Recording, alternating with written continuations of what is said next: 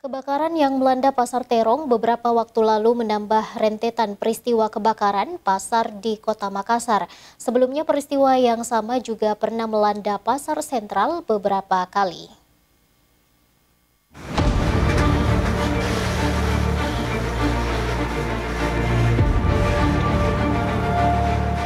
Dua pasar besar di Makassar yakni Pasar Sentral dan Pasar Terong terbakar dalam rentang waktu hanya 40 hari. Pasar Sentral di Amuk Sejago Merah pada 27 Desember 2022, sementara Pasar Terong pada 5 Februari 2023 lalu. Pasar Sentral sendiri bukan cuma sekali terbakar. Setidaknya Pasar Sentral sudah terbakar sebanyak 5 kali, yakni pada 28 Juni 2011, 6 November 2013, 13 Januari 2014, dan 7 Mei 2014. Khususnya Pasar Terong diketahui pengelolaannya telah diserahkan ke pihak ketiga. Karenanya PD Pasar terbatas dalam meremajakan fasilitas.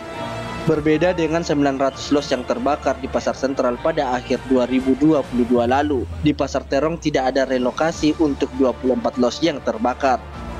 Kebakaran di Pasar Sentral yang menghanguskan los pedagang kaki lima berada di luar kawasan Pasar Sentral, sehingga bukan bagian dari pengelolaan pihak ketiga.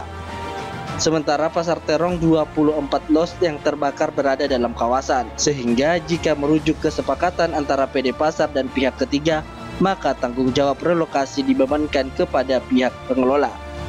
Mardianto Hamid, Celebes TV.